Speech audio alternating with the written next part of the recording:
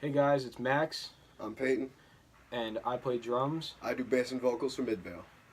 and we are two members of MidVale. Oh, here come that bullshit. Beat a nigga ass to the DJ, stop the music. They say they want that wild shit. My spit, I'm up in the crowd, bitch.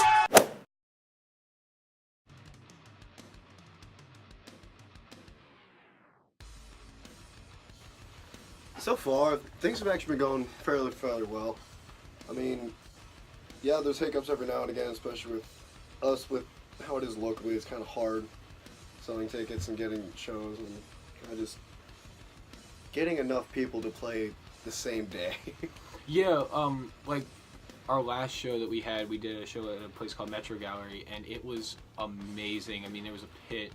We were having a great time. I mean, we did, 45 minutes, 50 minutes? Something like that. Something like that. And every second of it, we didn't want it to be over. People were into it, and it was awesome. So everything right now is going great, with the album drop and all of that coming soon, things are really going our way.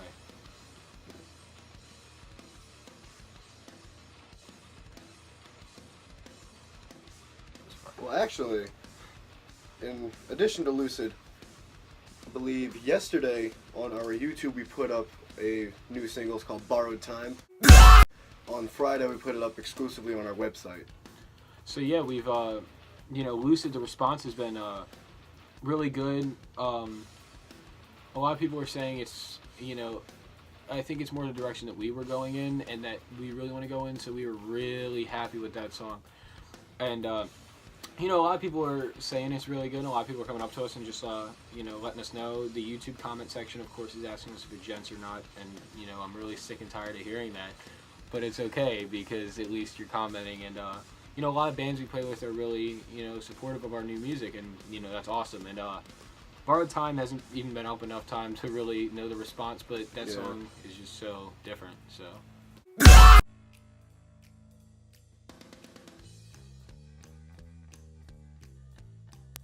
okay, so this one probably will tie more into the fourth question too. So our artwork, basically, it all ties into the theme of the album, since we did write a concept album, which is kind of weird for a band to write their first album as a concept album. But we did this guy. The album's called Schizophrenic's Memoir, so it's about a man who, you want to explain it, kind of thing, So it's pretty much different levels of brokenness in someone's mind. Kind of just, it goes off, starting on a downward spiral, and it's kind of just documenting the entire story from there. Yeah, and so a lot of it includes a song called Pen to Paper, which kind of ties the whole theme together, and where no one's listening to this person, so they start writing it all down and just making this diary or this journal kind of thing. So as you can see, there's a lot of words behind it, and a lot of we have a lot of layered backing vocals on the album, and it all kind of ties into this theme of like this person hearing voices in their head and just writing it down, the pain that they're experiencing. So it has a deeper meaning than just some guy sitting on the album cover. And we really wanted to represent what the whole album was about, just tied together into the cover and the journey it's going to take you through.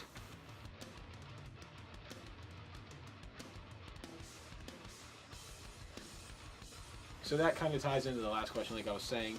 What we really want people to take away is that this album's about mental illness and the awareness of it, and the fact that there isn't enough awareness for it, I guess.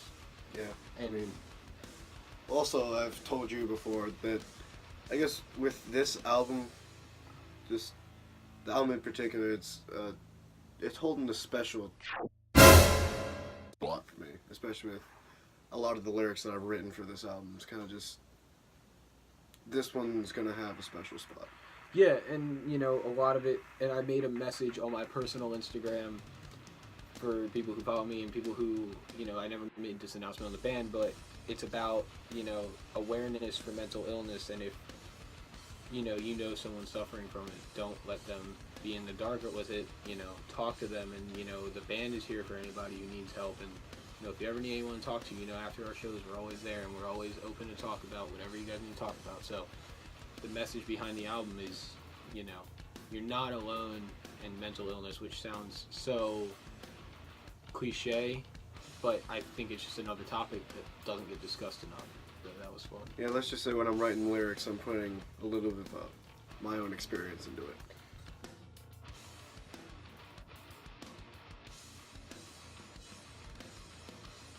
So it changes very frequently. All the time. So it used to be me and Logan the guitarist, sitting in the basement of my house writing riffs until the song kind of came together, and then Brock would come in with some other riffs, some just some rhythm riffs or whatever he wanted to throw in. So like that was kind of how like Sorrows came together. Like that main riff was written by Brock, but the rest of the song was actually almost put together before we had the main riff, which is kind of weird.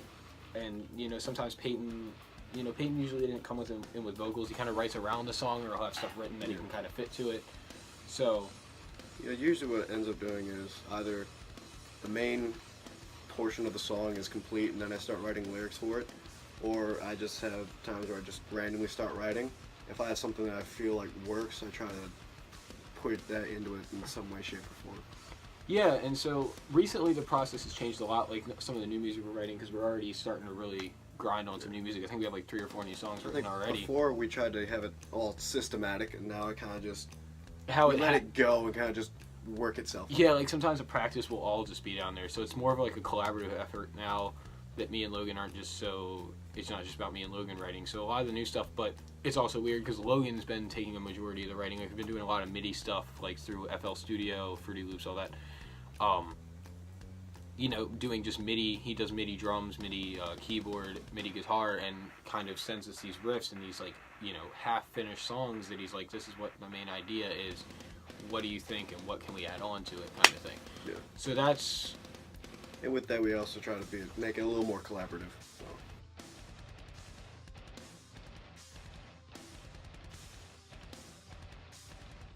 So. Ooh, okay. I'm gonna take a seat back for a little you got bit and anything? let you go. You got any? Okay, yeah, this is where I'll let you go first. Body Count, new Body Count, in my opinion, was like the best album released last year. One of the, Barrel Maya, they're always on my favorite, so that's kind of what I'm listening to. I've been getting into a lot of like stranger stuff, like Patton. I've really been getting into Dead Cross and Dillinger Escape Plan is one of my current favorites. But also with that, I've been trying to bring in a lot more jazz type influence into what we're doing now. So and R&B, so I'm starting to get into some really old school stuff like Stevie Wonder's Songs in the Key of Life, and just some really different stuff to kind of get outside views from all of this different stuff. And of course, we always listening to rap and all kinds of stuff. Suicide Boys, Logan's really into Suicide Boys. I don't know what you've been listening. You been listening to anything new?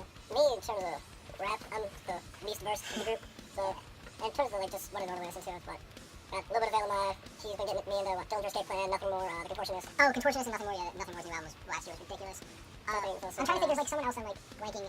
I listened to what Machine Head, Periphery, a little bit of Miss Mary. Yeah, but like we're always opening our horizons whenever we hear something. It's always a little bit of all over the place. Yeah, and especially with me and Logan, everything's just been really all over the place lately. So you're gonna hear some new weird influences that me and Logan have been getting into. But that's listening to all sorts of stuff, so it's good. It's a lot of stuff to have fun with. Yeah.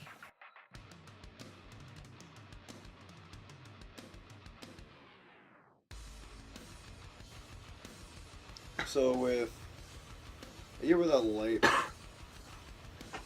that song, I want to say, the actual writing of the song took maybe, we took maybe 3 months, I guess, because that's when we... Well, the song was writing written. of it? The song was written really early. I want to say at the end of 2015, early 2016. It was one of the earlier songs we were recording. I mean, we started that early, but I mean, we didn't really put a lot of focus into it until... Yeah, and that was never intended... It's funny, because that song was never intended to be a single. That song was always just like a, oh, here's a song kind of thing. That song, we recorded it because we wanted to go try out this new studio, and we were like, well, if we don't like what it sounds like, it's only one song. We dropped a little bit of money on it, no big deal. And people ended up loving it, which was so weird because, and I still get people who come up to us and say, Light, I like Light so much better than I like Lucid, which, damn, alright, you guys are going to be like that. But, like, at the same time, it's a compliment. But the weird thing about Light is that it's a very straightforward, heavy nu metal song. It's got that jazz break. That's like the weirdest part in the song, but it's pretty straightforward. Lucid is very... But before we get into Lucid, but also with Light, with that, we're kind of finally showing everybody that we're finally starting to find ourselves. And just figure out what exactly we want to do and where we want to be. Yeah, and Lucid was more, when we were writing that, we wrote that almost at the exact same time as we wrote Light. So that song's been around just as long. And Light and Lucid, sorry, shit. Okay, Lucid is our more, I wouldn't say progressive side because the song's not too progressive, but it's got a lot of those weird, Midvale-esque parts that people expect, like the, like the gang vocals at the end or the tempo changes, like Mind Games. It's got a lot of different bridges and breaks and stuff in it, and a guitar solo and all that. But so Lucid's not as straightforward as Light, and man, this video is really freaking long. Yeah, I think Lucid's one of the more interesting ones. Yeah, and Borrowed Time was just Borrowed Time for me is, in terms of lyrics, just the lyrics by themselves is my favorite song. Yeah, and Borrowed Time is just so different than anything we've done because that song actually came together in the studio. Me and Logan had like 3 or 4 riffs written, and we were like, okay, this is how it's gonna go, and we'll just go with that. Nothing. We didn't really have it too put together like we should. So we went in the studio with this intention. Had a dumbass title for it. So. Yeah, the song used to be called Big Potato. We'll get. I guess we could probably get in that another video. We don't have time right now, but so basically, Borrowed Time came together in the studio. So that one's just that one came together, and that's one of my favorites on the album too. And it ended up being awesome because we got to have Wordslave from the Kelly Bell Band come in, who we only expected to do one part on. Actually, it was supposed to be on the intro part, and then we ended up not liking it, and you'll see it in the documentary. You can see me like, what the hell are we doing here? And then it's like, and it ends up coming together.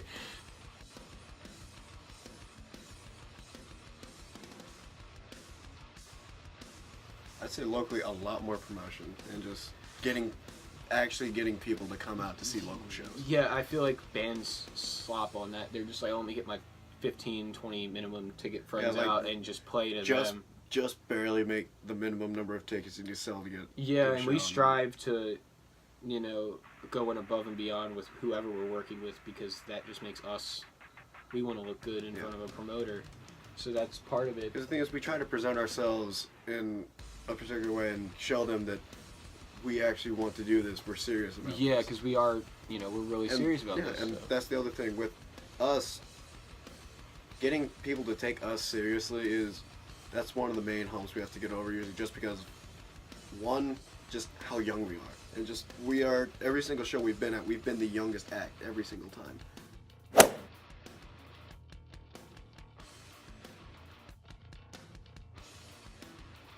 But just be able to start off on the right foot, get those ticket sales, and actually be able to deliver is giving us a lot of credibility so far. Exactly, and I think one thing I want more opportunities for metal bands because they don't come up as much, and you hear a lot of the same people on the radio and all that, and I think more opportunities for bands would just be amazing. Being able to even I listen to Sirius XM and they constantly play the same shit over and over again, and even if they had an hour where they took 5, 6, 10, whatever, how many songs they can fit in their local bands, and bands should send in submissions. Yeah, just play some local bands on radio at a good time, like at a alright time, because sometimes they will do that, but it's at 2 o'clock in the morning on a Sunday night where no one's even on the radio. So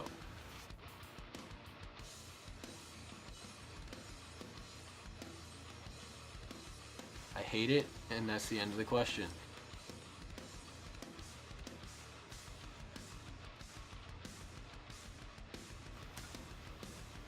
Wow. One, I want to say a lot of shows. We want to do, we're trying to kick out the shows. We've been doing almost a show a month. Yeah, playing a lot more shows.